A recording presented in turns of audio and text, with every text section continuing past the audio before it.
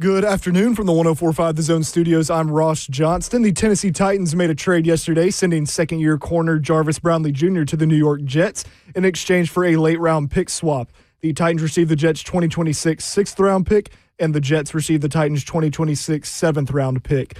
Jalen Armour-Davis and Darrell Baker are expected to rotate some on Sunday and compete for the starting spot, per Brian Callahan.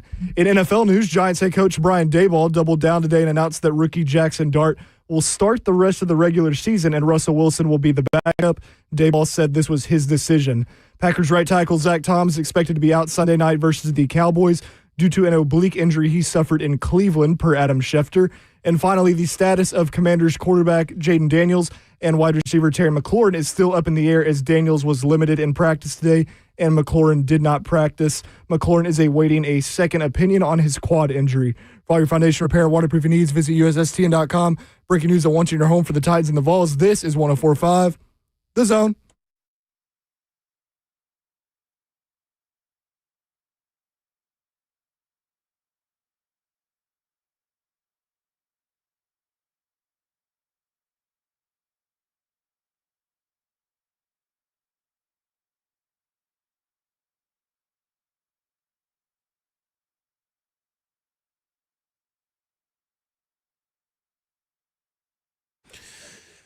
Cover 2 with Blaine Bishop and Zach Lyons here on 104.5 The Zone, powered by All Four Seasons Garage Doors. 615-737-1045 is the number. We're broadcasting live from the 104.5 The Zone Circus Sports Studio. Kentucky's largest sports book can now be found at Circus Sports at Kentucky Downs. We'll be joined by A to Z sports analyst and reporter Easton Freeze at 1:20. Yeah. Nothing to really talk about, I guess. I mean, nothing's really happened in the last 24 hours other than our front office making our coaching staff look stupid. I mean, can we talk about this real quick? And I think quick. It's the topic of the day, right, Ross? That's what Ross told me. I find it very cowardly what the front office just did to Brian Callahan. Yeah, I find it a disservice to someone that's he's already chum for the media sharks and the fans and everything. He's already, his right butt cheek is probably just inflamed right now, and his left butt cheek's coming away. I mean, nobody's got a hotter seat in the NFL than Brian Callahan, and you just did a disservice to him for him going out there for a decision he wasn't involved in. And he clearly is out there putting out his message. Wasn't a Jarvis Brownley Jr. issue. Mm-hmm. Wasn't a locker room issue. I mean, like, it was just a change of scenery, quote-unquote change of scenery. It's not what he really said, but, like, he's telling you, the head coach is telling you it was not a player issue. It was not a teammate issue. It was not a locker room issue. This wasn't his decision, is what he's essentially telling you. Mm-hmm. It was Brinker and Bergonzi's decision. Because they control the roster. Mm-hmm. Yeah. So I think it's very cowardly. I think they should have been out there. They should have been out there. Yeah, that's why I asked you that yesterday. They should have been out there before Brian Callahan did his weekly press conference. It's just like when Mike Vrabel got fired and they threw out Rand Carthon out there, who he's not the one who fired Mike Vrabel. Right. It was like when Kevin Byard got traded and Mike Vrabel's out there having to answer for it. Mm-hmm. So at least they're consistent. Yeah, they are consistent. I mean, holy crap. Oh, man. Like, this is, when people talk about a dysfunctional organization, I have sort of pushed back on it, but this is becoming increasingly very Game of Thrones-esque in a way of, well, you're about to be beheaded anyway, so what's some leprosy? Like, that's essentially what it is. Oh, man, I am speechless. I can't believe that just happened. I mean, man, I thought he was going to at least give us something. Remember, I was studying yesterday, and I was like, man, something had to happen. He had to MF somebody or do something, out of the clip. No, nothing. What? I think what he means when it's not about the player, from the coaches and staff and locker room perspective, it wasn't about the player. Now, for the front office who made the decision, it was about the player because he wasn't their player. So all because he was drafted by another coach. Like, this is not like college where, new coach, you weren't recruited by me, so you're not my guy. Yeah. The NFL is built around, we play the best players. If not, you will get fired. That's how it works. There's no way around that. So I'd be real interested in to know what they sold and told Amy in the front office brass about why they made this decision. I mean, I just really want to be a fly on the wall. I mean, Buck told you at the beginning of the show what he is his show. Oh, I didn't hear that. I know, but I was getting him aside. Let me tell you something. It's worth going back and listen to it because him and Lucas are having this discussion at the top of their show, and Buck is telling him it is because he is Rand Carthon's player and not their player, and they want to play their guy. See, that's just absolutely madness. We don't even know if Marcus Harris can play in the NFL. As a starter. As a starter, right. Yeah, we know Jarvis Brownlee Jr., even when he in a miscast role, Blaine, like you have said, he was miscast as an outside corner. Mm-hmm. He still played good. He played good enough, yeah. For those who don't want to even watch the film and want to tout, passer rating allowed and all that stuff, which passer rating is an archaic metric anyway, he allowed the 11th lowest yards per reception in the NFL among all corners. Yeah, well, he was, just to say this about him, Brownley, whether, he was a starter in this league or a backup or a nickel or safety, what have you, is that, man, he was one of the few players on the team that you say, hey, man, this dude is not somebody you want to be messing with when it comes to playing on the field on game day. This guy put on his hard hat and he played hard. I mean, for a corner like him to come up and make some of these hits that he's making, if you go back and watch any video people are posting of him for a young player, man, he's one of those guys, old school guys. He could have played in our era, my era, I mean. So it's baffling, especially he's a young player, didn't cost very much against the cap. All you had to do is develop him. Maybe they were, the administration up top said, hey, we want to put him in a lesser role. We want to put him at nickel, so he'll have to be behind Roger McCreary. He probably won't take kind to that, so we're probably better off trading him.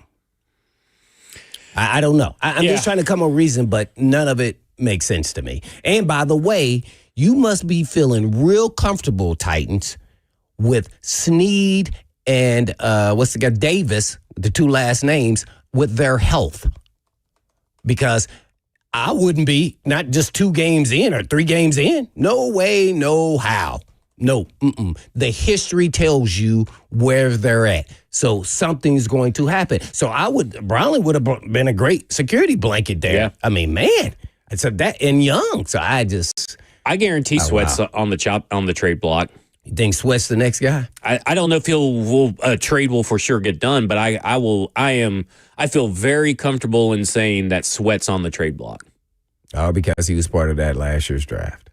Yep. Skoronski was the first. No. Yeah. Or is it Latham? Skoronski then Latham. Okay. So Sweat was part of the Latham draft class, which was the last draft class of Rand. So look at Kaiser White, right? Let's use logic here. Kaiser White, the linebacker, they just signed off the street. Mm-hmm. Not only causes James Williams to not even dress a healthy scratch, but also cuts into Cedric Gray's playing time. Yeah, I was playing. We signed him. We playing him. Guess who signed the player? Yeah, guess who those players were drafted by. It's not hard to connect the dots here, people. Man. Basically just saying all those guys can't play, and that is not true. This wasn't I can tell you right now, this wasn't because of penalties. Now, were penalties and issues? Yes. Yeah. But he wasn't traded because of penalties. Nope. He wasn't traded because of the locker room. He wasn't traded because Denard Wilson didn't want to play him.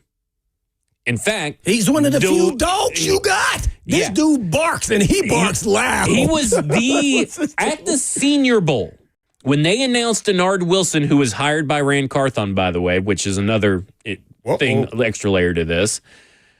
When you look at Denard Wilson and what he wanted as a defensive back, when we were at the Senior Bowl, he was announced. Jarvis Brownlee Jr. was also at the Senior Bowl. I was like, that's the guy. That was a Tennessee Titan. That is a Denard Wilson Tennessee Titan. That never changed. They started Jarvis Brownlee Jr. for most of the year because Chidobe Awuzie got hurt. But guess what? When Chidobe Awuzie came back, Jarvis Brownlee Jr. kept his job. Mm-hmm. He kept his job this year. He wanted to be a leader. He specifically said at training camp, I remember being in the media scrum, I can't wait to be a leader. I'm going to be such a great leader. We're the young guys. We're stepping up. We're the next generation, stuff like that. Oh, I forgot all about that. That's what he wanted to be. It isn't because of I do take, from the coach's perspective, this wasn't because of Jarvis Brownlee Jr. This is an issue of my guy wasn't getting enough playing time. We're tired of a player we didn't draft, so I need to find a way to get my player out there. It's just logic. We see it all throughout there, even without trades. I think Tavondre Sweat's next. I think that Cedric Gray and James Williams may eventually get phased out by Kaiser White. I don't know, what this means for anything, but they're making plays and moves about this team right now, and they don't know who their defensive coordinator is going to be next year because it's obviously not going to be Denard Wilson. Oh no, I bet you Denard Wilson's. Did they interview him? I bet I'd be interested to hear what he had to say about Brownley getting traded. I'm sure he was probably shocked. No, Blaine, they traded Brownlee after Denard spoke yesterday. I know, but we don't get him anymore ever this week. No, I don't think we get him till next week after the Texans game. Oh man, I guarantee Brownlee was one of his guys. Even though he was doing the hold and all that, you want an aggressive nature. People forget where we came from. Remember, we came from where the corners played off and never pressed. Right? Brownlee speaks to all of that. Right? We're gonna get in their grill. We're gonna get after him. We're going to challenge him. Great competitor. So, yeah, it's just, none of this stuff makes sense to me, man. Talking about we want our guys. You're trying to justify why you draft somebody when they didn't beat other players out.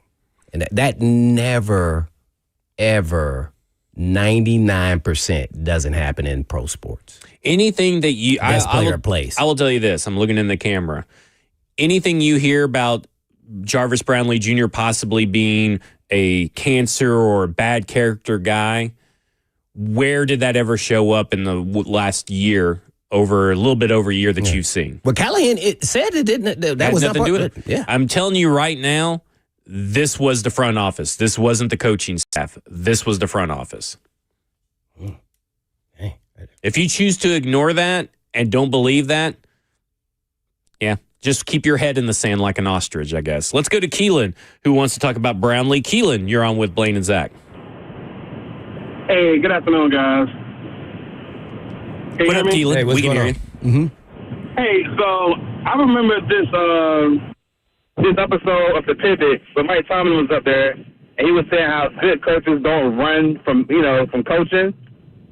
And I feel like this might be a scenario with that, too, if people are saying what they're saying as far as attitude and behavior with Brownlee. But I don't know. Maybe it's something different, but I just wanted to share that piece. Yeah, I mean, look, I don't think the coaches wanted to get rid of him. That could be the problem because they didn't want to sit him and play, who the new brass wanted to play. And so they said, no, we're playing the best player. Oh, this was funny, man. Who said this? Oh, man. Maybe Brownlee was sleeping on the plane. Who said that? He was taking naps, him and Rand. Oh, man. Let's go to Braden in Shelbyville. Man. Braden, you're on with Blaine and Zach. Hey, guys. I ain't going to try to be too hateful, but I just looked up the word incompetent in the dictionary, and I'll be damned if Amy Adams Skunk wasn't right beside it. Oh, no. What with this whole family, they are worse than the Haslams up in Cleveland. I had to live through Derek Dooley. I had to live through Butch Jones. I had to live through Jeremy Pruitt. And now I got to deal with Amy Adams Skunk. Something's got to give. She needs to come out and apologize. Quit making other people go to the podium. She needs to stand up to Titans Nation and say, I'm failing. It is my fault. I'm sorry. I'm not even watching Titans game the rest of the year. You would have to pay me money to watch these games. Absolutely embarrassing, and there's no excuse for it. Hey, I mean, I get it, but Amy and me, I don't know if I can't wrap my head if fans want Amy more involved, less involved. I don't know, but this is a front office issue. This particular instance is a front office issue. Yeah, and she's letting them do their job. Yeah. So that, to be honest, whether you agree with it or not, I mean, they still had to run it by her. I'm sure. especially on a trade. Yeah. So maybe you don't understand the full picture that they give you. Yeah. See, Well, and because that is what I think goes on a lot over there because she's not there on a daily basis. And so now she has to rely on the higher ups to then communicate to her, and they make sure they get that story right. Well, that's why I say, I don't know if you saw my tweets yesterday, Blaine, but I ended up having to turn notifications off because people were just not understanding common sense. Because I was like, well, draft, develop, retain sure seems to take a big hit. And everybody's like, well, he didn't draft him. I'm like, yeah, but the essence is you drafted a player, you develop a player through the course, and they even say it, and we'll play it later on in the show, through the course of his rookie contract, and then you figure out what he is. And you already kind of knew what Jarvis Brownley Jr. was. And so I ended up having to turn off my notifications. I just started working on I have a 3,000 piece puzzle I've been working on since Saturday. But it's like these people just want to make excuses and they believe anything because the people that are putting out right now that, Jarvis Brownley Jr., there may be something more to the story about him being bad in the locker room or something. They're getting fed that by the guys who did the trade. Let's be honest. And not the guys that are in the locker room, not the guys that coached them. They're being fed that by the guys that are in the front office. Hey. So quit being gullible is my big thing. Yeah, well, no doubt about it. And sometimes whoever says the story first, you want to believe them, right? Right. Yeah. That's how this world works. Yeah, people love carrying that water for their professional football team. All right, when we come back, we'll be joined by Easton Freeze of A to Z Sports. This is Cover 2 with Blaine Bishop and Zach Lyons right here on 104.5 The Zone.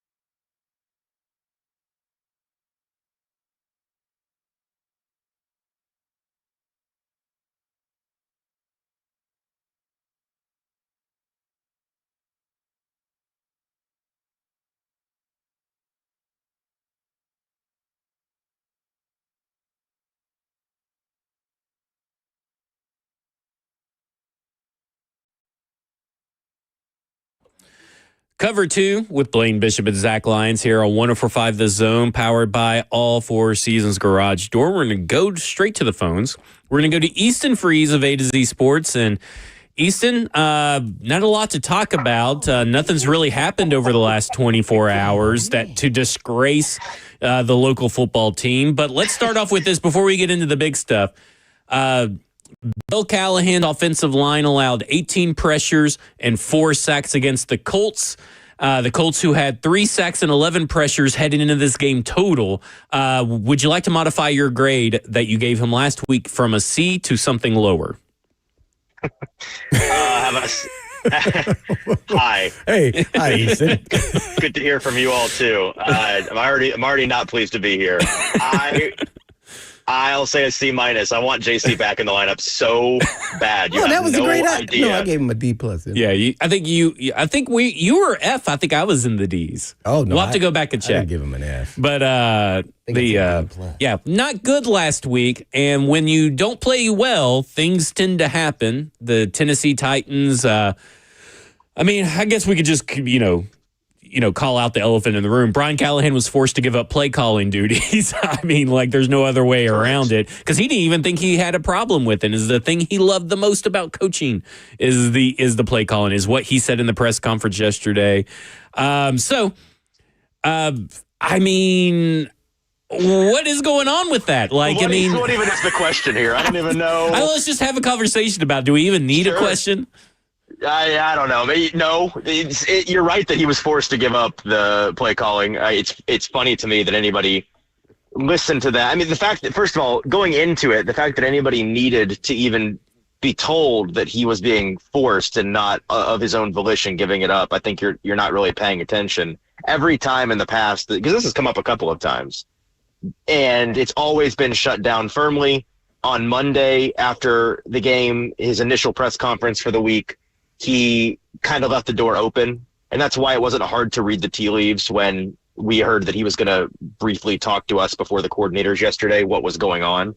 It was interesting to find out who they ended up giving the coordinator job, or not the coordinator, Freudian slip, giving the play calling job to. I'm not surprised that it's Bo, just based on the fact that he has experience, and he's already the one in the ear of Cam, and Cam is being given so much leeway to influence and change the play calling already. So I think it kind of just makes sense for that to be the way that it works. But yeah, I mean, he alluded to it in the press conference that he doesn't see any issue with his play calling. And he's said before that it's the thing he loves the most about coaching. So of course he was, and maybe forced is a strong word. I'm sure his bosses had him down in their regular meeting and very kindly and firmly asked for him to hand it over. And he did. Do you think this is going to solve one of the bigger issues of this year, which is his in-game management? Because, nothing really prevented him from reading a rule book. I'm not really getting that. I've said all there is to say on that situation. There's always a story with this team, isn't there? Yes. Stories don't mitigate somebody being to blame. I think it's just some of the more inexplicable things that have gone on this year, from the rule book thing to the end of half in week 1 to the end of half in week 3, something that I have written at A to Z Sports. It's coming out here in a moment. This team just needs can this team just get some normal situational football for a while? They need a stretch of some real standard operating procedure on the football field so they can quit being put in these positions to screw up. Or be screwed over, or some combination therein. You can, in fact, be bad and unlucky. I don't think, is this going to solve anything? Is the team still bad? Like, are the players? Well, it just got worse. It got worse with trading Jarvis Brownley Jr. So, well, I think you're right about that. And they talk about, there's always a story there. If you want to talk about that, we can, but that's not. I find it strange that we're having a hard time wrapping our heads around that situation too. It seems very clear to me what has gone on. Well, it's not their guy, right? That's certainly a part of it. It's a culture fit thing. And how does he not fit the culture? We've never heard anything about him not fitting the culture before, and it seems the Brian Callahan just said that it's not about the player from technically his perspective. Yeah, he shouldn't have said that. He shouldn't have said what he felt? He should have lied? No, I'm not saying that. I'm saying he shouldn't have said what he said. Listen, it's always really tiresome to me when we do this thing where we roll the head. And this is a thing that is not a Titans thing. A lot of Titans fans seem to think this is a Titans thing. The whole NFL loves to send out coaches to answer for the things that their owners or their bosses or their front office did. And it's tiresome 100% of the time. It's nonsense 100% of the time. It's not actually illuminating pretty much 100% of the time. And what Callahan needed to do today, it was gobbledygook. It was a bunch of nonsense. He contradicted himself. He should have gone out there and said what he said at the intro about how, we're on the same page. Mike Borgonzi made the decision that he made, and we're moving on. And when he said, that's all I have to say, that should have been all he had to say. And it's kind of his own nature working against him. It's a blessing and the curse kind of thing where we generally, the media, have loved that he is really interested in explaining things in detail, which is more information is better. We appreciate more stuff from him, and that's a good thing. But when it comes to these situations where he's put in a no-win situation and he really should keep his mouth shut about the thing because there's nothing he can say that's going to put him in a better position because his bosses have put him in a bad position, and it's shameful that the teams do this. He shouldn't give in to his nature of wanting to talk more and to be a nice guy generally. That's what he did today, and it made him sound kind of dumb. Well, I guess my question is, what if they're not on the same page about Brownlee? Or should he have just – what I'm saying is I don't think the staff really wanted to get rid of Brownlee, at least the defensive staff. Yeah, I don't know for sure. I do think that this coaching staff soured on him a little bit in recent weeks. I don't know how serious that is or how long that's been the case, but I do think there was some element of that. I don't really know whether it was primarily a front office thing or a coaching staff thing. I just think my opinion is that it was primarily a front office thing, and that they are. I mean, I don't think they're lying about the fact that they are relatively in lockstep on this. I'm sure some people disagree with the idea of sending away Brownlee. I'm sure that some people definitely disagree with the idea of sending him away for what they sent him away for. But it's the fact that they sent him away for what they sent him away for, a value proposition that makes less than 0 cents. And the fact that no other team in the league, the fact that he's been on the trade block, we know that New England called about him. Like, this is a thing that was not just a one-way Titans and Jets talking situation. That no other team offered more than the Jets did for a starting caliber cornerback who's 24 years old should tell you all you need to know about the fact that the Titans, for whatever reason, felt he needed to get out of the building now, no matter what it cost. Well, I think that tells you right there that I don't think people were calling him them. They were calling the other team. That's how I would take it. Probably. Yeah, and so I think other teams can smell desperation. I know they definitely didn't call just the Jets, but I know they were the ones doing the calling, which also makes you lose all leverage when that happens. We're on with Easton Freeze of A to Z Sports, talking all things Tennessee Titans and drama around this unserious franchise. Well, Easton, any predictions on who will be the next trade bait?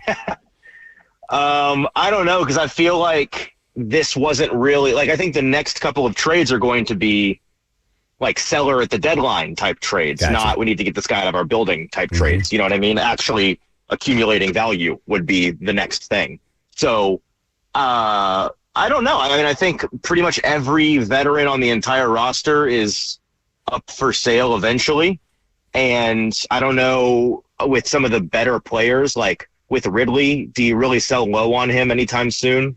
That feels like you're going to get jobbed. With Simmons, he's playing at a really high level. So if you're wanting to actually sell on him, it feels like now would be the time. And a contender before the deadline could really use somebody of Simmons' caliber, obviously. And then I'm not sure who's going to want the pass rushers on this team. I'm not sure who's going to want the Snead contract. I don't think the Titans are interested now that they finally got him back and moving on from him, especially now that they've already moved on from one starting cornerback. And then like Pollard, Pollard is like the one veteran that you probably would look at and be like, okay, you could probably trade him for something decent. That I wouldn't trade, especially with Spears out, just because his presence and ability to take some heat off of Cam Ward is a little bit more important to me than the 4th, 5th, 6th, 7th round pick, whatever you'd get for a Tony Pollard.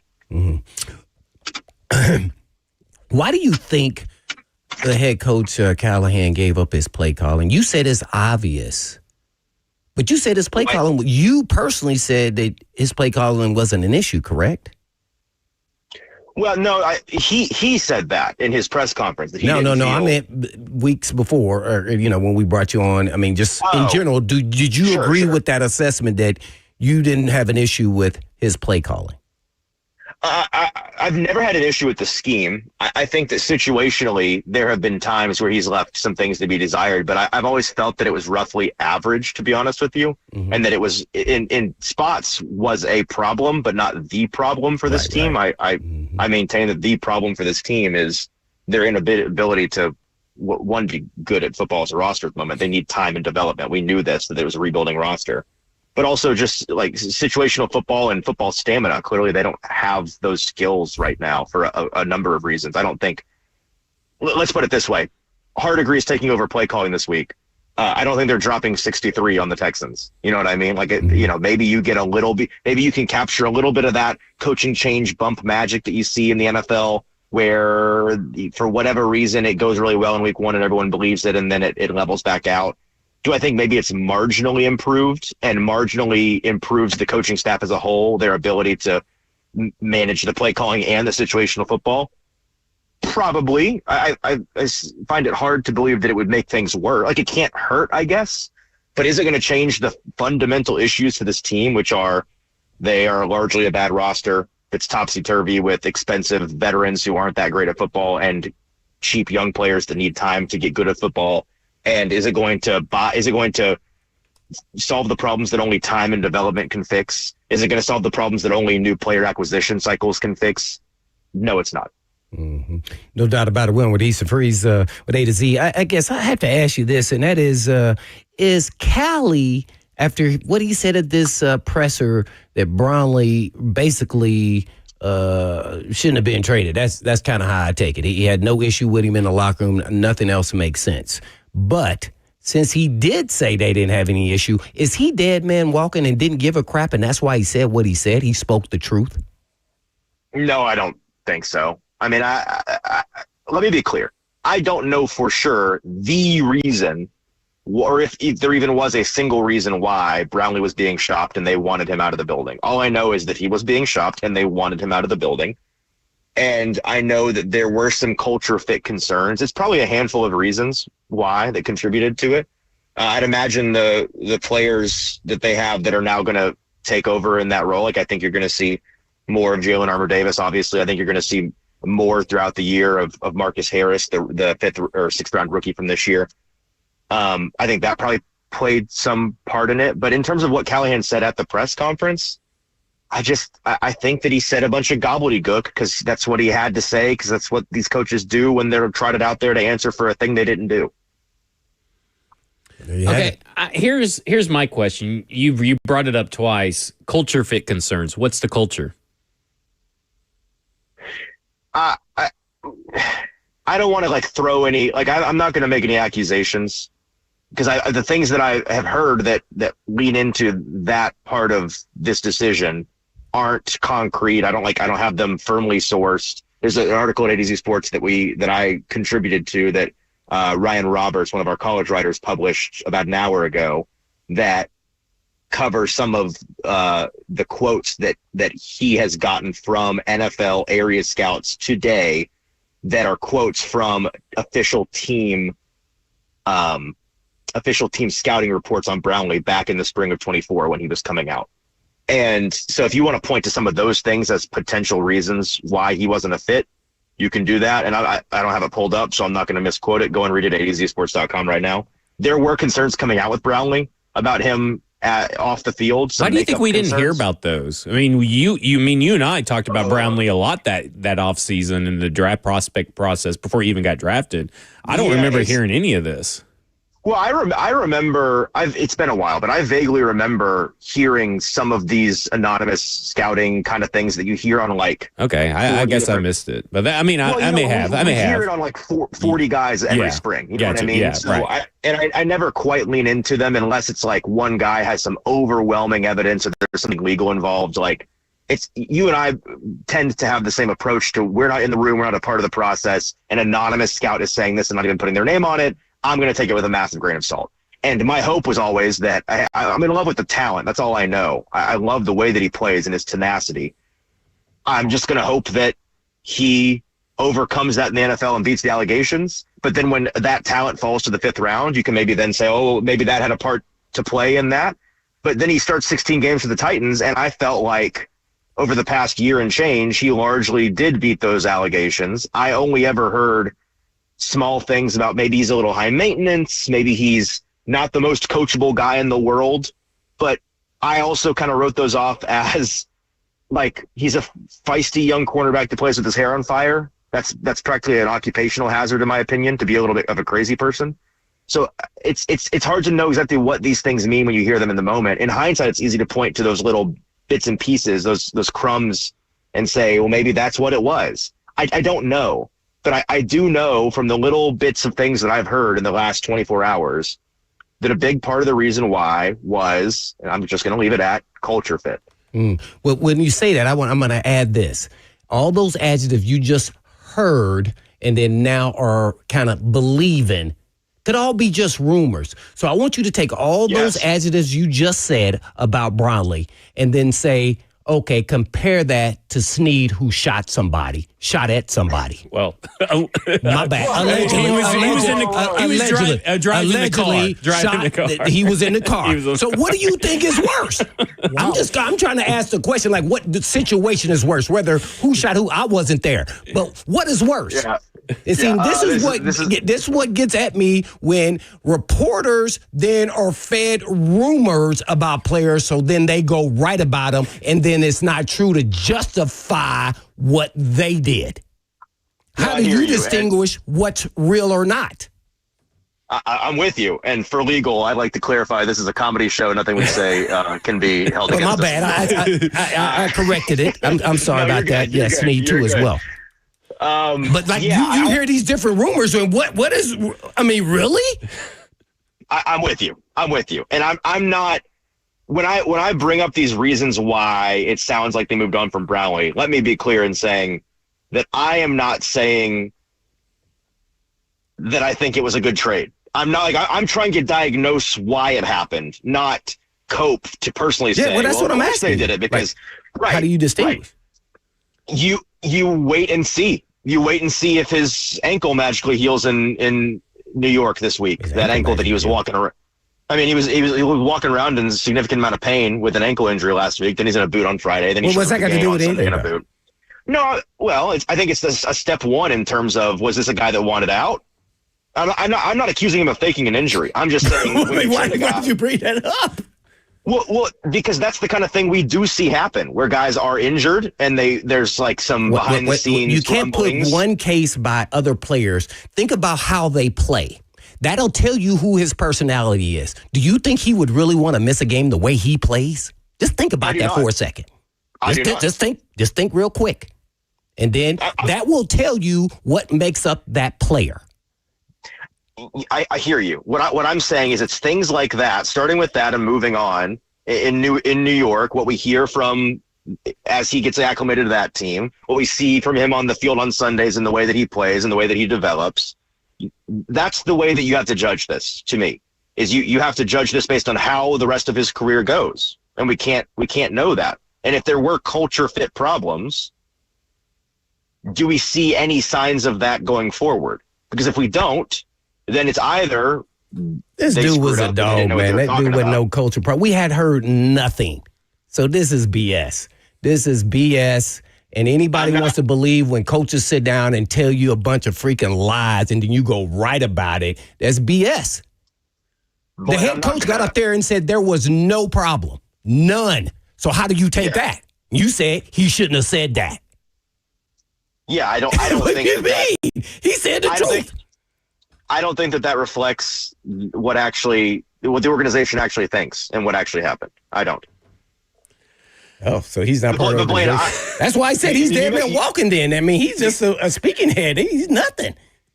Let me leave it at this, Blaine. You make a strong statement there about you think this is BS. You think he's a dog. You don't think he's a culture problem. And he's not faking no injury. I want to be super clear in saying that I am just trying to figure out what's going on here. I was and still am a big fan of Jarvis Brownley's game. I was elated when the Titans drafted him. I was pleased with his 16 starts with the Titans and felt like he was still a guy that was rounding out some rougher edges but could be a really good player in the NFL. I still think that he can. And so my gut tells me that this was a mistake. But clearly, the team wanted him gone for some reason, and I'm just trying to figure out why that is. Is that because they wanted to play their draft picks and the coaching staff said no because he's not better than them? It's on the board. Yeah. I didn't hear you mention that part, though. I do want to. I mentioned the guys behind him. I said that could be a part of it. I do want to mention this. I still don't know what the culture is. We keep saying culture fit and all this stuff, and like I guess I agree with Blaine in the sense of they keep saying culture fit, but you've been at practices, you've been in the locker room, I've been at the practices. We heard Jarvis Brownley Jr. be excited to take the next step as a leader for this team. How is that not a culture fit? Like, what is the culture they're really trying to build, Easton? This will be our last question before we have to let you go. I wish I had your guess. I guess your guess. Yeah, I was gonna say I wish I had a satisfactory answer for you, but this is all going to be speculation on my part because I don't know for sure, and I'm still kind of trying to dig on that.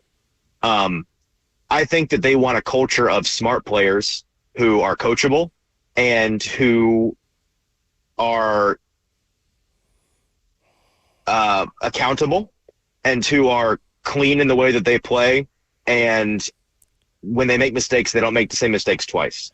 Well, then they have about 30 other players they need to trade to get out of here because there's about 30 players they have that don't fit that. You're right about that. Ain't no joke. That's why they have a losing record. All right. Thanks, Easton. I know it's a wild one, but we appreciate you coming on and talking to us.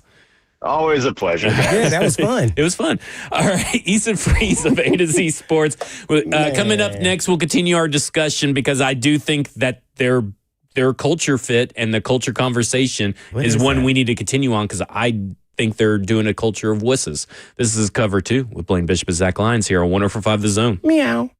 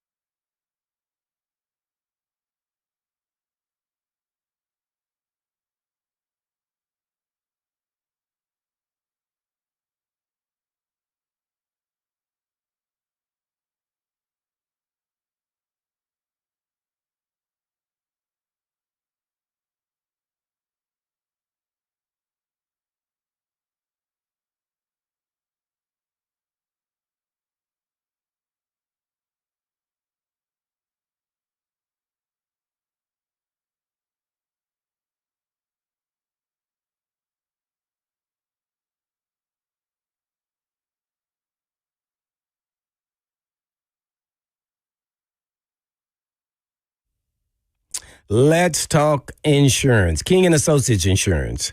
They're independent agents, and that's a big difference. But it goes beyond just having multiple companies to shop, weeding out the non-competitive companies, keeping great relationships with the biggest and best, along with bundling.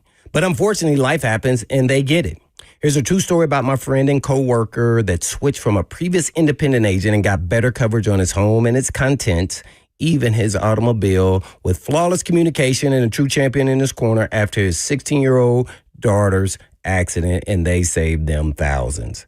And thousands from an independent agent who was overcharging him for years. And you can make the switch and save the same, if not more. But don't make the switch because he did. Switch because you should. As a business, family, or individual, make the switch to King and Associates Insurance. I'm sure you'll have a good use for that extra moolah you have in your pocket that you'll save. And all you have to do is just give them a call at 615-321-8121. That's 321-8121 or tkinginsurance.com.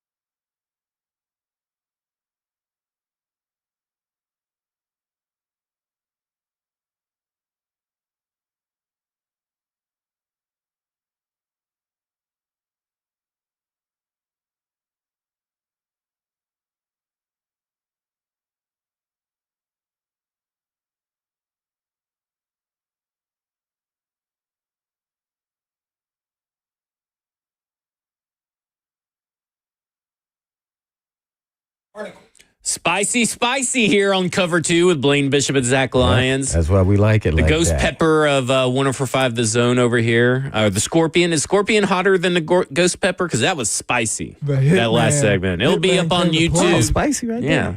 It'll be up on YouTube. It'll be up on your podcast, wherever you get your Zone TV and all that kind of stuff. Of course, we got the F&M Bank chat, Twitch, Twitter, YouTube, Facebook Live. I have heard from Easton since the segment.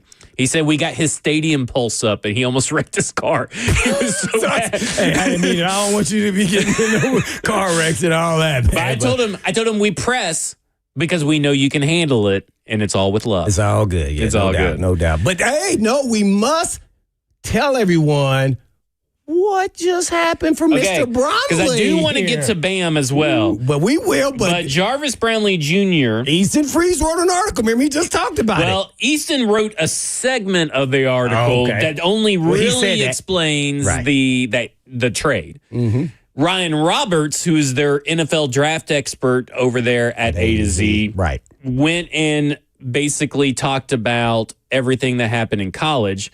And Jarvis Brownley Jr. quote tweeted and said, "Hey, bro, stop putting crap on here that's not facts. I never, ever was a problem in Florida State, nor Louisville, nor the Titans. I was one of the guys who brought energy into that building every single day, 100 emoji. I bled red and blue, so stop the false writing on me, please. Thank you." Mm-hmm. I'm telling you, he did, dog. Like, straight up. He seemed to, and I know outside perception might be different than what's really going on, but it looked like he loved being a Titan, even despite, obviously, the dude loves ball. Yeah. That's what I'm saying. You can't see, and this is how people are trying to control the narrative and make up their excuses of why they made their decision. The fact that this information comes up in the last... That's how they control the narrative. It's all about timing. And this is what I said to all these people in my replies who were like, oh, he must be a cancer in the locker room. I had someone literally say that he was a cancer in the locker room. I go, guys, think about who this messaging benefits. It benefits the people that traded him. But see, most people don't do that. Right. See, and they just read what's in their face. And then they go, and then all this information came on in the last 24 hours. So why hadn't this information been out there before? Why have we never seen this come to fruition in a game, in practice, on the sidelines, in the locker room that these reporters are in? And we would have even heard behind the scenes that, oh, man, he's uncoachable. Yeah. Da-da-da. Nothing. We know the penalties were a problem. We know that those were an issue. They didn't even say that. We know that they were trying to focus on the penalties. But that's not a reason to trade someone. Because if there was a reason to trade someone, you would have traded about 3 people about now. Legere Sneed, trade him. Right. Mm-hmm. He's got penalties. Mm-hmm. I mean, he's one of those guys. J.C. Latham got 2 penalties already. So Peter Skoronski, I think, has 2 or 3. Why would not trade him? So it's not penalties. Yeah. And they never did say that. They never did say that. And neither did head coach Callahan. Nope. He told you that was an issue. He directly stated that. I don't, and I know Easton is saying gobbledygook and all this kind of stuff. He shouldn't have said it. He said he shouldn't have said it. Well, he did. But he said what he did say. He said he should have towed the company line, that we were all in this together. Nah, that's why he know he's dead man walking. Yeah. He's like, I'm telling the truth. I'm trying to save my face when I go get my other job. Whether if it's an OC job or whatever job, because I'm not going to sit here and lie about a player that didn't do that. Yep. Can't do it. Can't do it. And so that's what I do respect about Callahan. Yeah. I really do. Man, one thing players hate the most, and that's why I was going in on Easton a little bit, is players getting lied on to when they're going out the door. It goes on all the time. And most players don't respond. So then everybody believes everything is said about the player when most of it wasn't even true. Yeah. They're trying to justify their decision. If you were competent enough to believe that you should have made this trade, stand on the trade and don't make up lies about players. We want someone else to play, and he is in the way. Yep. He's not one of our guys, unfortunately, so we got to let him go. We got to move on. That's all they need to say. What can you say to that? Yeah. Okay, Besides, why? Besides what you got bad value, it's bad business. Right. I mean, that's the thing. Well, yeah, is that they were clearly desperate to get rid of him because they want to play their guy. So they called teams and without any leverage and instead of just waiting, you are in a losing season. Why, if you trade Jarvis Brownley Jr. in week 3 or near the trade deadline where maybe you get more value, nobody knows that he is kind of, that you guys don't like him, you get better value. It's just bad business. I'm sorry. There's just no other way to sugarcoat it. Okay, Titans culture coming up next. We'll also go to Bam, who will start us off on that. This is Cover 2 with Blaine Bishop and Zach Lyons, 104.5 The Zone.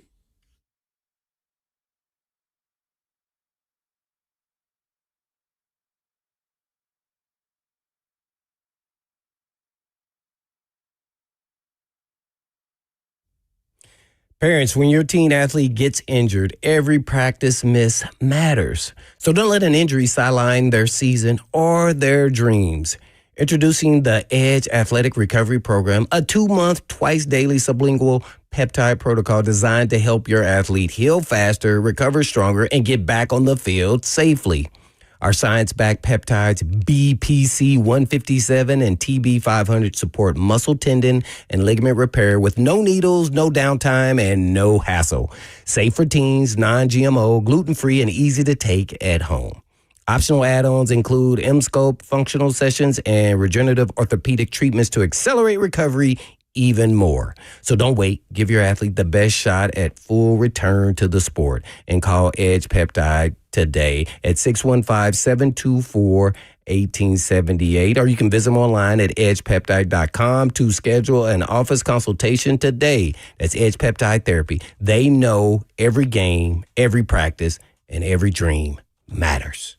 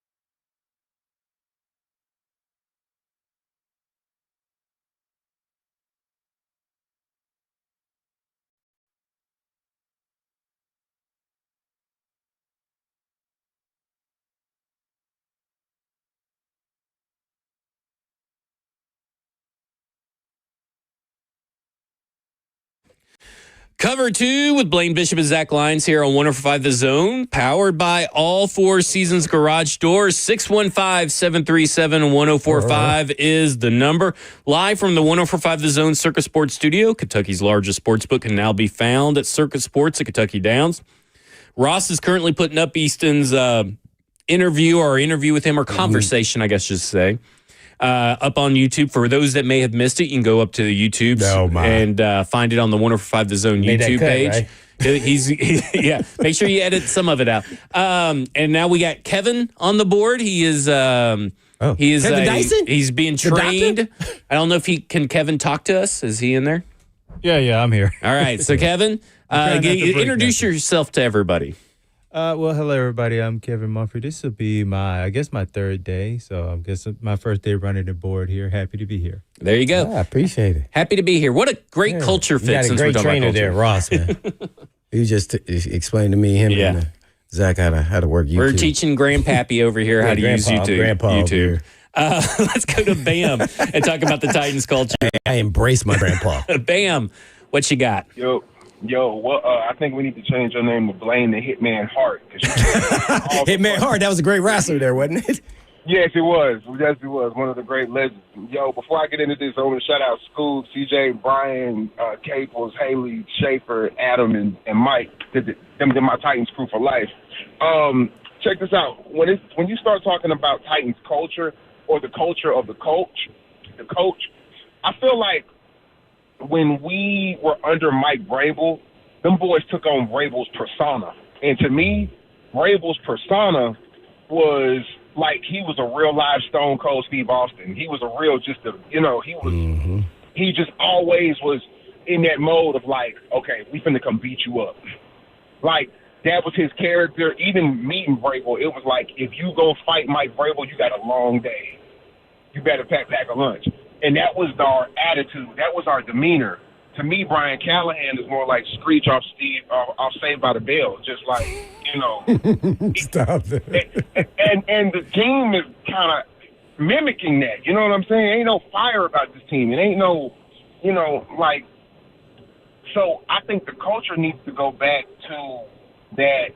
When you see the Titans, pack a lunch. We had that under Vrabel. We had that bad boy mentality, that big, ugly football. We may not have made the smartest decision, but the persona was, Titan football, we finna hit you in the mouth. Yeah, now, it's like I said, it's like Saved by the Bell now. Or Steve Urkel. It's one of them two. It's a combination of both of them, to be honest with you. Yeah, Bam, we talked about that the last Wednesday. So the last 2 days we talked. I ended the show on Monday with this asking you about, does the team take on the persona of the head coach, and we had a further discussion yesterday about it, and Bam's furthering that conversation now because Easton said that what they are saying, what the front office is putting out there is that he wasn't a culture fit, and the culture that was laid out by Easton guessing what they mean by that is that they want coachable, guys who play cleanly, who don't make the same mistake over and over, which is convenient because that's all things that you could, I guess, say about Jarvis Brownley Jr. if you really wanted to stretch say that about anybody. But you could say that about almost everybody on this team. And so my question is, I think they want a culture of people who make their beds in the morning, who say their prayers at night, who take their vitamins. That's what they want. Because I don't think they want dogs. Is that their head coach? I don't know what he is. I don't know what the coach is. I'm not around. I don't think he's building the culture. I think the front office is trying to build the culture, and I think that's the wrong way to go about building a successful football team. Well, I would agree with you on that. You got to let the head coach build his own culture in his locker room. There's no doubt about that. I don't think that they're letting really the staff do that anymore. Maybe they've lost faith in the staff to be able to do that at some point. But it seems to me that there is two diametric forces right now in what the coaches need on the field and for this team to be successful, and how Brinker and Bergonzi want to build this team. Because I think that Jarvis Brownlee Jr. was caught in the middle of a divorce. He's a child of divorce, and he moved out to another family. No, they exiled him out to another. That one's tough for me.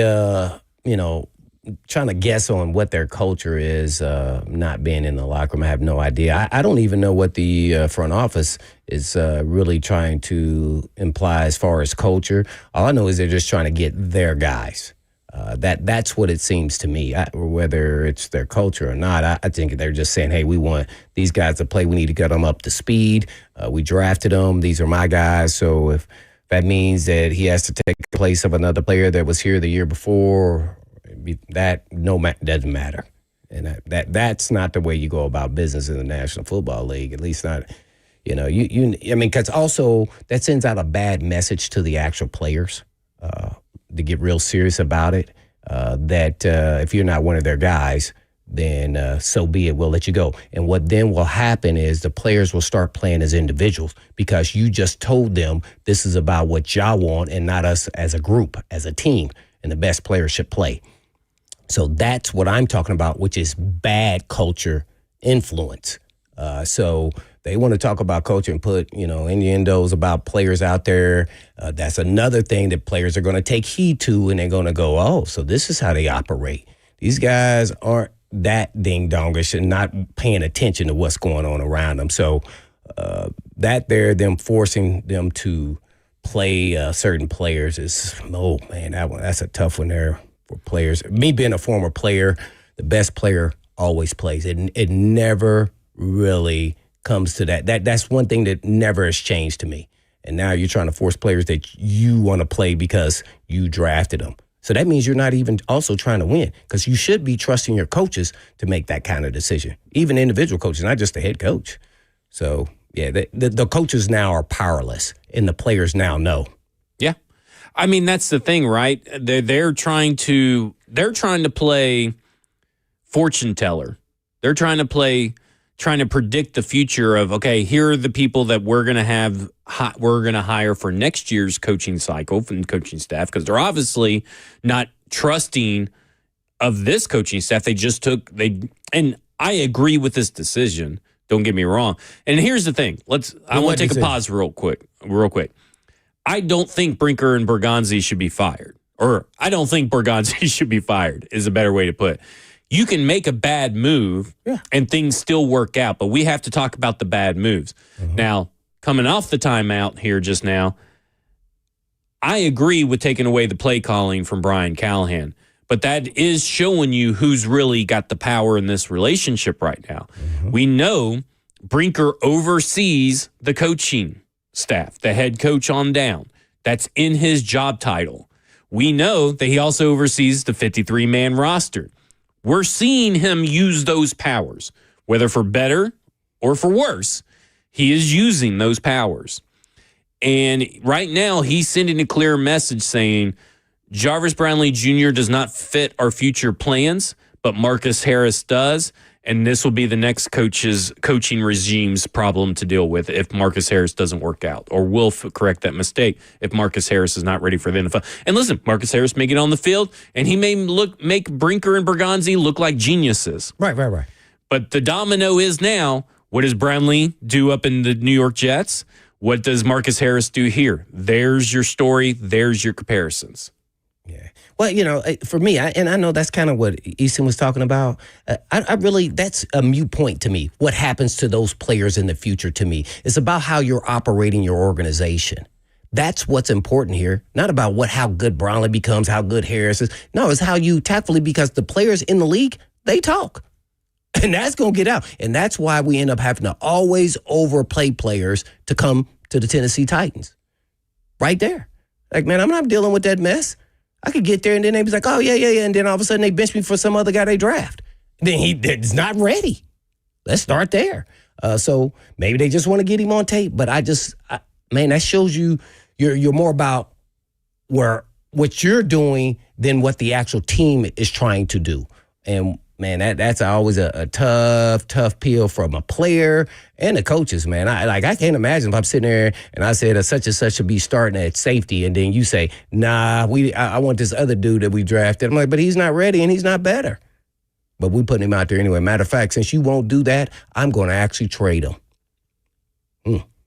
Wow. Okay. Well, then what am I here for? See, coach is saying it too. What am I here for then? And I think that's why you got a little bit of glimpse into what really was going on in today's press conference. Whether you want to say, and listen, I don't think it was very fair that Brian Callahan Brian Callahan. I think that sucks. I think it's a coward move, and that you want to preach accountability as a culture, and you're not even taking accountability yourself, Mr. Culture Setters over there. Yeah, because guess what? They at the top. Yeah, we at the top. They don't have to hold themselves accountable. Yeah. All right. Let's keep on talking about the Tennessee Titans. This is cover 2 with Blaine Bishop and Zach Lyons here on 104.5 The Zone. Back door.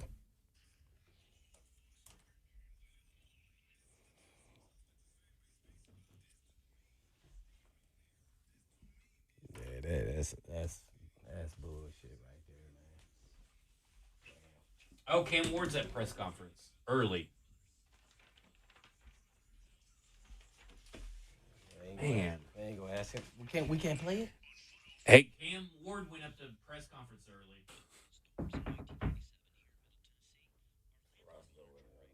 Yeah, he should be able to hear me, though, through the speaker. Oh.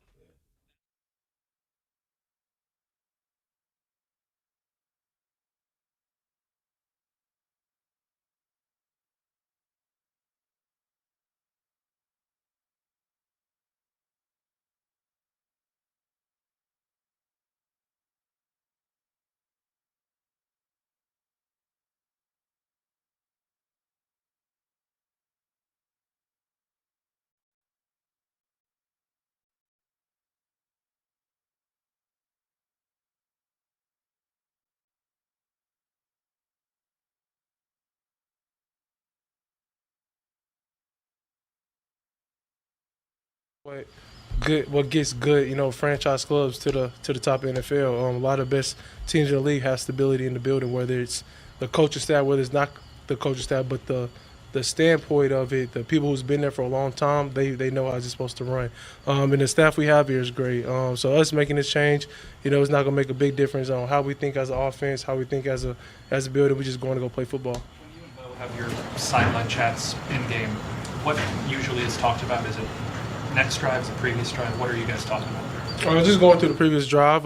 Just if they're showing us what we think, they show it all week on film, or if they come out first or second series and they change up, a completely different look. So just trying to stay ahead of it and try to limit bad plays. What challenges Houston present you guys with those pass rushers that they got on that side? I just think they're real explosive. They get off the ball well. They rush the quarterback well. So, we're going to have to, block them as best as we can. Got to get the ball out. Got to help my offensive line out. And then I think the biggest thing is that we got to stay above the chains versus them. They love keeping offenses behind the chains. They're going to get back on track situations, so we just got to stay above it. Apparently they're kind of in between whether or not Bo is going to be on the field with you or in the box. You said what you said about him, so how important would it be for him to be down there with you on game day? I don't think it would be real important to me if he was in the field or the box. Whatever the best view he needs to call the best plays for us.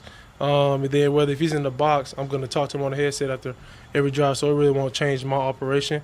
But I think it's what's going to be what's best for him and for us to, help us score some points. You talked last week about getting off your first read to the backside to 2 and 3. How'd you feel like you did against Indy with that? And overall, what's that process like to kind of get used to figuring out the first read quicker? It's really just coming with more reps and timing. And that's something that I'm getting better on every week. Getting off the first read, getting to the second and third if I have to. And then also just me constantly reminding myself just get the ball out. Let my playmakers make plays, and that'll do a lot for us. Are there certain situations there where you come up one and enough time has passed that you go to the check down at that stage? What do you mean by that? Are there times where the play pans out, you read one, and there's no time to get to 2 and 3, you got to go to the check? Yeah, it also depends on the rush. I would say if I feel pressure, I'll try to get my check down as fast as I can. If not, I got to take the first read. I guess from a player standpoint, a quarterback standpoint, how much has play calling been an issue, and how much does execution maybe need to improve as well? I don't think it's been an issue. I think the biggest thing is that coach just has so much to deal with, and it's probably hard for him to give a play call. He's one of the best play callers out there, but he has a lot of important decisions to make for us to win games, and I just think him giving that up to Bo right now. He thinks it's best for us. I think it's best for us as well. So whatever coach agrees with, I'm gonna go with. With the Jarvis trade as well as this move with Bo, what's your level of confidence in the way the franchise is moving with those things? My confidence is high, especially in the GM, Mr. Mike. I think that's one of the best ones. Out there you see what he had when he had his input in with the Chiefs and what that program has done. And so it's really all about us sticking to the process, staying patient. We just try to do our job and go win games. Okay, what do you feel like the mood of the team is after a few rough weeks? And as a rookie, do you feel confident taking a leadership role as you thought you would, to try to keep everyone's spirits up? Yep. Vibes are high in the locker room. We in there saying some crazy stuff, being good teammates. So I mean, the only way for us right now is up. We 0-3. We gotta get ourselves. We put ourselves in the hole, but we didn't dig it. Two down. So we just trying to get up, win games, but we gotta win one. Try to win one this week and try to repeat the next weeks. Have they emphasized the importance of the Texans-Titans rivalry to you? Have they emphasized it? Yeah. Oh yeah. That's something they're gonna emphasize. The whole week. But we're not really too focused on rivalry. We focus on winning the game. Any special significance for you personally playing so close to home in this one? That's gonna be the game. Is it significant to you? How many people? All that stuff. It's not really that significant to me. I would say I'm just playing football. Hopefully, I know I have a couple family members down there, probably a lot of family members down there, especially with Quandre's side. But I mean, Cover two with Blaine Bishop and Zach Lyons here on 105 The Zone, powered by all Four Seasons Garage. We're going to take it to St. Thomas Sports Park where QB1 is talking. I went to one game. It's when Quandre, when he played the Texans. That was the only time I went to the Texans game. I know Brian's talking about playing with a desperate mindset, or maybe approaching the week with a desperate mindset. What's that mean to you and the guys? That we got to throw everything out there to win the football game. We got to put ourselves back on the right track to try to win our division. And that's going to be a week-to-week process, but we got to stick to it. I know it's no laughing matter. You want to score touchdowns. You give Chim a hard time about the bad luck he's had. He's had 2 touchdowns called back already. You say anything to him how your time is coming too? Every time's a charm, man. You better stick the ball across the goal line. Hope it's 4th down. The wristband. Is that something, are you a big proponent of wearing the wristband and being able to refer to that on the play calls, or do you think that's something that's not necessary? It is necessary, but it isn't necessary it just depends on what down it is. I would say the biggest thing, because I've used it in college, not as much as here, but we have so much information on one play. If you don't get the first time, you might be a delay of game. So the wristband just not only simplifies it for everybody, but we get to play in faster. We can move it up at a faster rate. Last one. Good. So not a lot of it, because normally Cam Ward is late to his pressers. He was actually early today. That was supposed to be at 2:25 p.m. today. And he started 7 minutes early. So Cam Ward, QB1, constantly keeping the show on its toes every Wednesday about when he's actually going to get up and talk. I will go with a few 2 quotes that I thought was interesting from Cam Ward. This is from PK. Quote, "He knows where my mind is and how I feel space on the field." Cam Ward on Bo Hardigree as the Titans' new play caller. So I don't know the full context of that, but I mean, that is again, going back to, the choice of choosing Bo over Nick Holtz. That seems pretty telling and seems pretty obvious that it's to help Cam Ward feel more comfortable. Which was a smarter play. So, yeah. Head coach Callahan, hopefully he got it right. I'm just interested, now I'm all about action. I'm tired of all this talking and chattering and all this craziness they make up, or you don't know what's real or not. But at the end of the day, you get to, solve it all with a win and go out and, speak with your play. So let's see what they got and see if it changes anything as far as how they look, even though it's the same playbook. When you move things around and change how you sequence your plays, it can look a little bit different. So I'm interested to see how it looks. So you kind of looked up his history yesterday with the Raiders, and he kind of had a lot of improvements in a lot of areas. So we want to see if that same kind of impact, maybe even in one game, if that changes. Doesn't mean you're going to win a game or lose a game, but does the offense look different? Because of how they sequence the calls. At the end of this, we did catch this part, but Jim Wyatt asked a question about Brian has talked about playing with a desperate mindset. Mm-hmm. So there is that word again. We heard Chig say it. I haven't heard Brian Callahan say it. Maybe I've just missed it at some point. Mm-hmm. But we talked about it earlier in the week that desperate can mean a couple of different things. And, Cam's just like, I just want to go out there and win, want to go out there and score points. That's how we're going to have to win this game. Yeah, well, he said desperate, and he said that's a ongoing week to week, because that's what it really means. Is every game is different. So why are you playing this game any different than any other game? Right. Like in my mind, every game is desperate. Every play is desperate. If you don't play desperate, then you shouldn't be out there. Like, that's just the way it is. But, I mean, when I say desperate, that's not the terminology I would use. Mm-hmm. I would say every play is like it's the last play ever. Like, so if you want to term it desperate, no, I just don't. I never thought about it, because desperate means that there's some sense of urgency. So now the urgency is in my heart rate. Yeah. See, I don't want that. I don't want the urgency in my heart rate. My urgency is with my feet. You don't want to press. Yeah, right. I'm not trying to, make it something bigger than it is. So to me, that's what the word desperate brings to the table for me personally. Yeah, we talked about like hunger is a better way to put it. You have this desire, this urge, this need to always be your best. And I think that's how this term desperate should be interpreted, at least by Cam Ward's standards, because he wants to put his best out there. I mean, I think a good example of a player that tried their best, tried anything they could, was Jarvis Brownley Jr., and he's off the team. Now, I mean, I look at it, and Cam Ward wants to win a game. Now, they do need to win a game, right? Sometimes desperation coincides with need. They do need to win a game, big picture. Well, both teams are 0-3. But who's wants more desperate? Yeah, he wants to win a game. Well, I mean, he's in his home state, so naturally it'd be, be great to get his first win. But all that doesn't really matter. They got to go out there and they shoot not just on offense, but also on defense, and do enough to win the game.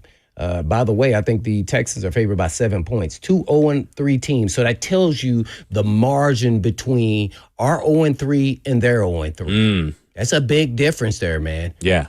So regardless if you want to talk about, the Texans and how inept they have been on offense, well, I mean, and their defense has been somewhat impressive. I guess at least their front four is going to give us trouble anyway. Yeah. So it'll be an interesting matchup. I just don't know if we really have enough juice. And that's the thing is how we talk about the new coach bump, right? Like, I mean, it's kind of a funny coincidence, I guess you could say. Mm-hmm. But this isn't a new head coach bump. This is a new play caller bump. Will you get to see anything different, see anything new? Here's the question. The Texans you are coming into the Texans' house. This Texans defense is going to impose their will on this offense. How are you going to respond? Are you going to be able to impose your offensive will onto the defense and put them on their back legs? Or you can put them backpedaling, right? Like, what are you going to do about it? And to your point, the Tennessee Titans are probably outmatched in talent. And you have to find creative ways to do that. You can't just go up there and do the same old that you've been doing the last 3 weeks. You got to call up new passing concepts. You got to throw stuff that maybe they're not expecting. You know, they're expecting jab. You may have to throw in an uppercut. Like, you're going to have to do something. Can Bo Hardegree do it? I don't know, to be honest with you. I know what I've seen at Las Vegas, but that doesn't mean that we're going to see it here. So right now, this is a big prove-it moment for Bo Hardegree, for Brian Callahan, the head coach, and then on the flip side, for Denard Wilson. This offense has not looked very good, but they play defenses that are better than yours. So what are you going to do to impose your will on this offensive line when you don't have a pass rush, where you don't have Tavondre Sweat up the middle to be able to crash that pocket? It's literally Jeffrey Simmons creating the pass rush by himself, and he's not able to finish because he has no help. So what are you going to do to help out Jeffrey Simmons? What are you going to do to help out Cam Ward? Because that's what you got. Well, the defense is going to try to create pressure. They're going to have to blitz, and then that means, we on island. So, they're big-time receivers, starting with Nico Collins, all going to get an opportunity. Oh, by the way, too, those two guys from Iowa State that you like Noah and I liked Higgins. Was that his name, Higgins? The taller guy. Yeah, they have both of them. They drafted both of them in the 3rd round. And they play, and they so they got some guys that are really good, and they're developing too at the same time. They just need their offensive line. Well, guess what? Their offensive line hasn't been playing very well. Well, guess what? Our defensive line, as far as pass rush, not been playing very well either. So how do you play that out? He may be back there baking a pancake. If that's the case, we in trouble, because we all know it's quarterbacks, if they have time, they're going to eat you alive. Yeah. So, I mean, like, I think you hit a great point. We've talked about this before, specifically in the Titans, but not all 0-3 starts tell the whole story. Not all 0-3 teams are the same level of quality, of the same level of competition. And they have been very competitive in their games. Yep. Yeah. I mean, they lost 14-9 to, who was it? The Chargers? I forgot who it was I was watching on TV. Yeah, so they've lost some close ones. Yeah. They've been very competitive in their games. Yeah, and I mean, the Jaguars have a better pass rush than you do. They have they play the Jaguars. Yeah. So I look at it and I go, I mean, they've played the Rams. What was the score of that? The Rams were 9-14. 9-14. That was the game I watched. They played the Buccaneers 20-19. And Baker drove down. Yeah. So that's 5-point loss, a 1-point loss, and a 7-point loss. Texans at Jaguars. You're gonna have to bring your A game, because nobody else in Vegas, they don't believe in you. Nobody probably. I would venture to say that there's going to be very few people that pick the Titans to win this game. How much bump do you think that changing coordinators helps the Titans? I don't think it changes much, because you still have the same head coach, and I don't know the autonomy that Bo Hardegree has. It wasn't asked today, to my knowledge. I don't see a clip for it anywhere. I don't remember it being asked. So what is his autonomy? And if he has very little autonomy within the framework of the playbook and the scheme, because you're not installing a new scheme, you're not installing a new playbook. If he doesn't have a lot of autonomy, why should we expect things to look drastically different? And that's where my problem is. I can't give them a bump because I can't trust this team that it deserves a bump. I think this question needs to be asked to Bo Hardegree or to head coach Callahan, and that is, how much influence are you going to have on the actual play that is actually called in that kind of way? Because he could still, call the plays, and maybe Bo Hardegree just has a little more influence on the play, but the head coach is still calling the play. So is he getting to call like all the plays and go out there? And he talks about all this collaboration. Collaboration goes throughout the week. Can't have that many guys on the phone talking about, hey, we're going to run this, we're going to run that. They can't do all that. It's probably 1 or 2 people, and then that's it.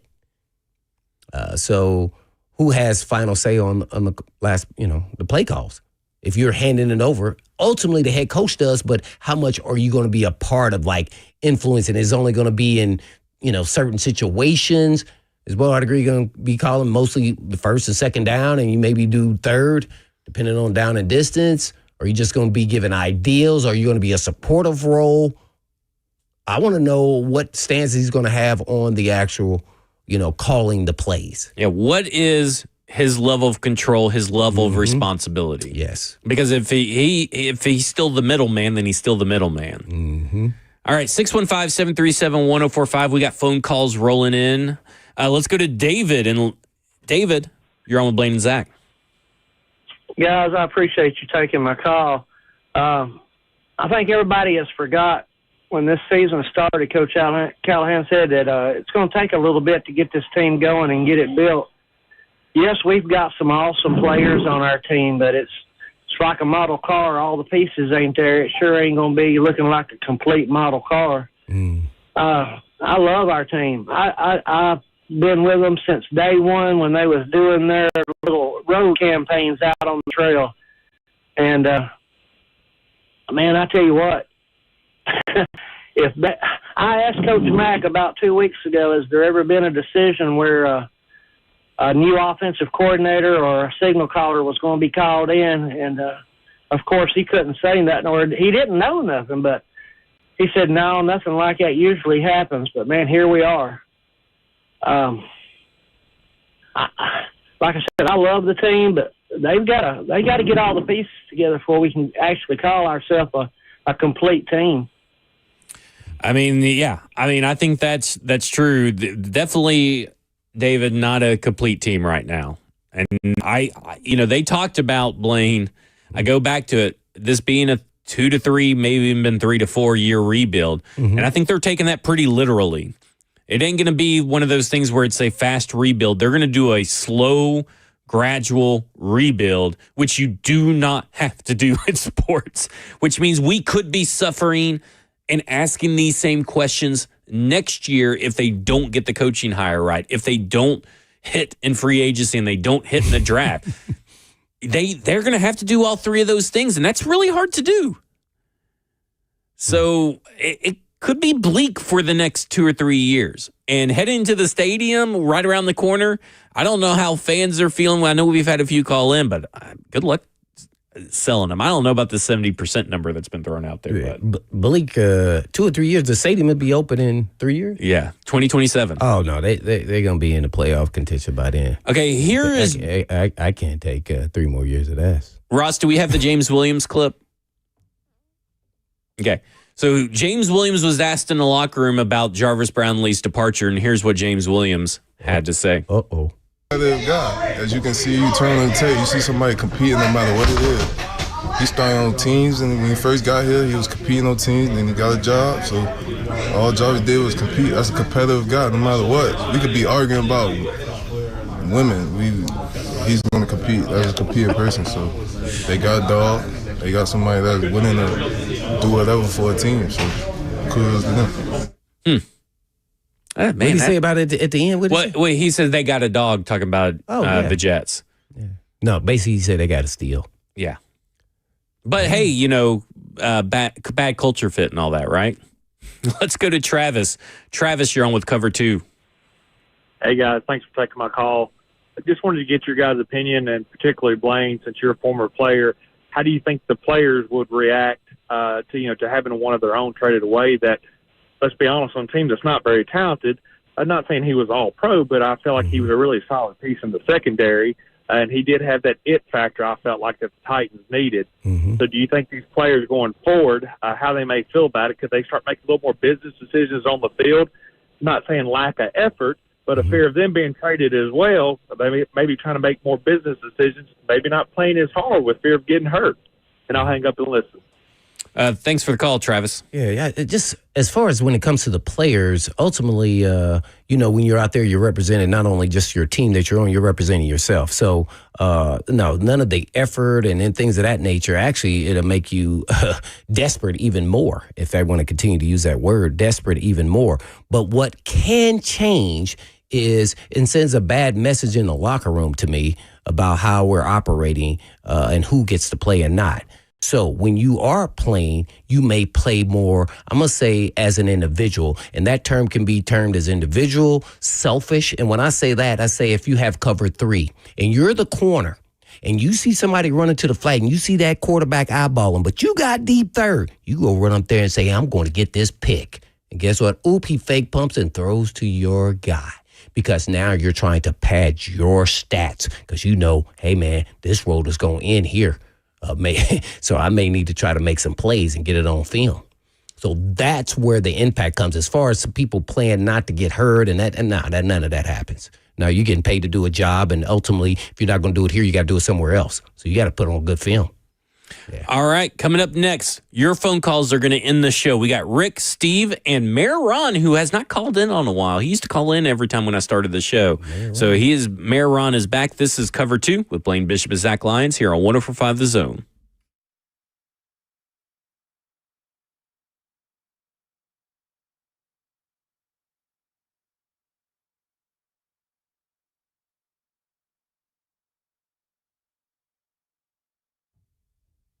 There are a lot of things Americans split 50-50 on. Politics, working from home versus the office, coffee versus tea.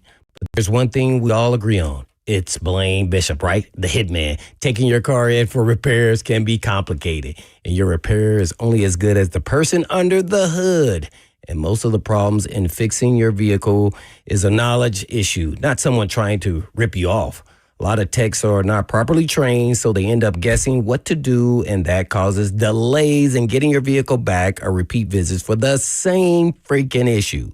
For around a quarter century, Eurofix has done things differently. Every visit starts with a free 15-minute no-wrench inspection, so you know what's going on before we start the work. And at Eurofix, they pay its technicians more than any other company does to attract the best and the brightest talent. And Eurofix still fixes European vehicles at below dealer pricing with a 3-year, 36,000-mile nationwide warranty on all work Eurofix performs. And rental cars are available with all services. Located, owned, and family run with 5 locations. And all you have to do is just give them a call or check them out online at myEurofix.com or give them a call at 844-EUROFIX. That's right, 844-EUROFIX or myEurofix.com.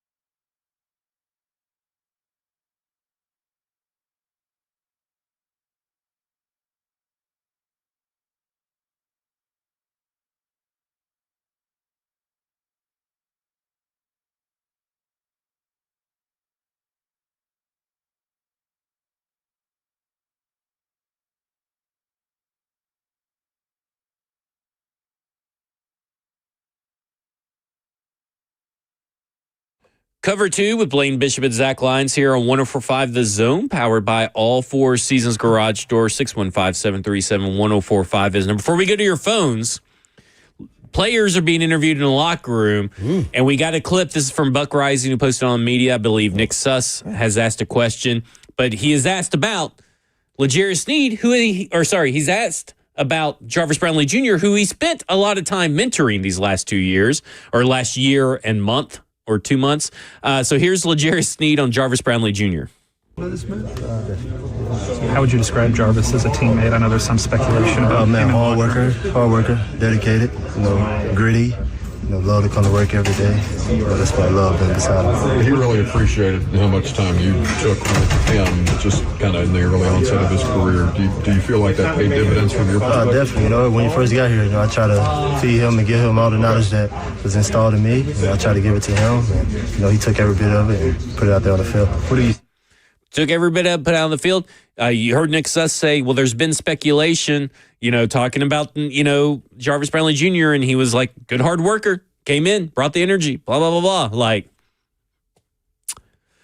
I don't know.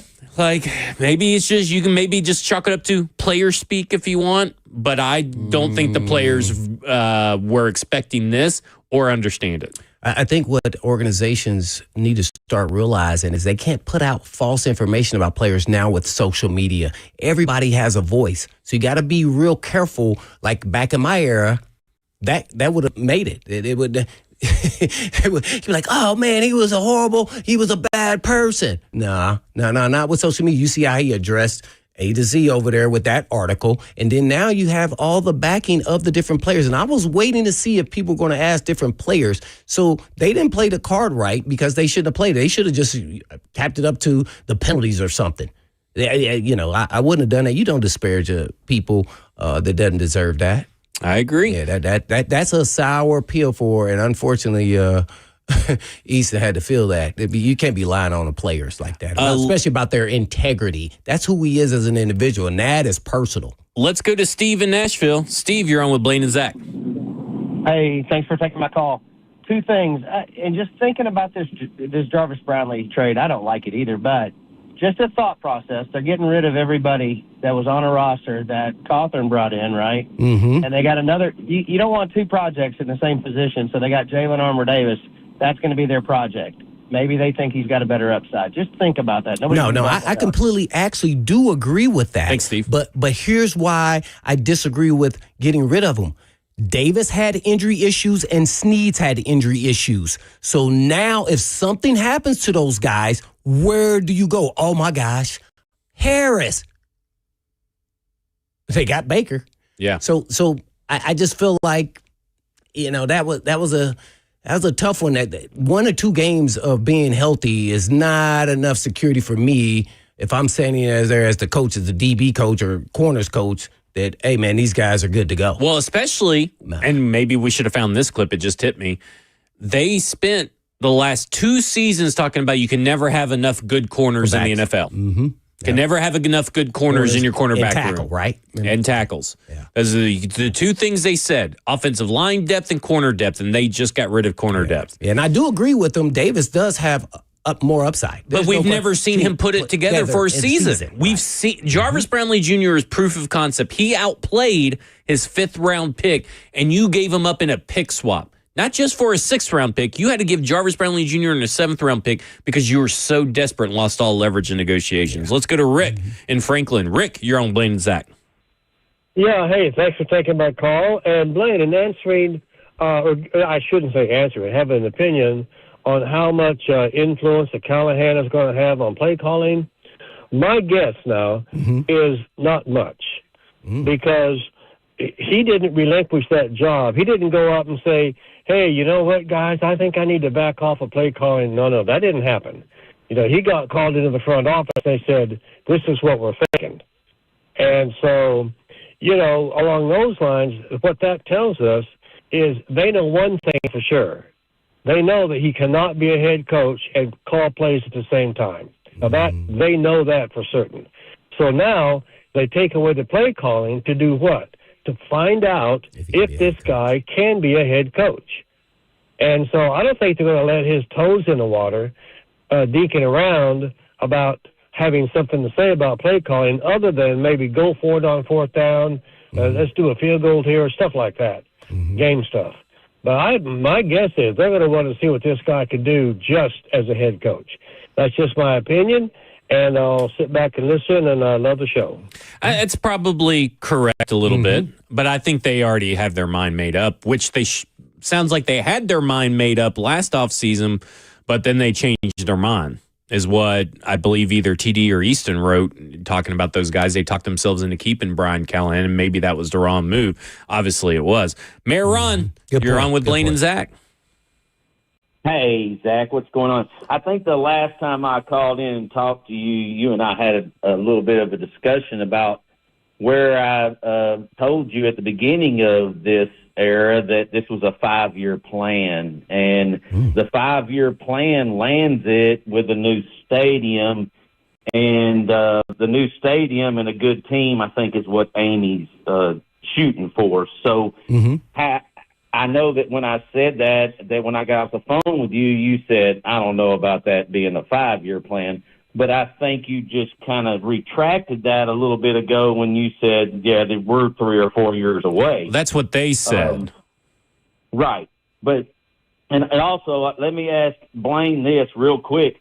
Why would you want to play for an organization that gets rid of players because they didn't draft them? And as a player on that team, are you just doing what Ron Slay said and if you want to play for the Titans, come in, bide your time, come to work with your lunch pail and go to work and work your best and hard work every day, and then you just go home and you got a paycheck? Is that the kind of team they're building? Because only Simmons and Hooker are retained for this team, so everybody can go. No, I actually would agree with that assessment, because speaking of culture, that's what they're building. Yep. That's what it does to the player. Yep. Is it safe to say that, like, if you're a player, you're kind of looking around and seeing, am I next? Yeah. Oh yeah. Because they're talking. Hey man, you see what I'm like? Dang man. You see what they did to our dog Jarvis Brownley Jr.? He was the man. He came in, did his job. Yeah. Ain't that something? Bad. I'm telling you, it sends a strong message, and everybody now. And to me, I'm real interested to see how they play. Yep, it'll be interesting, right? We're gonna know a lot about this team and where they are coming up in this game against the Texans.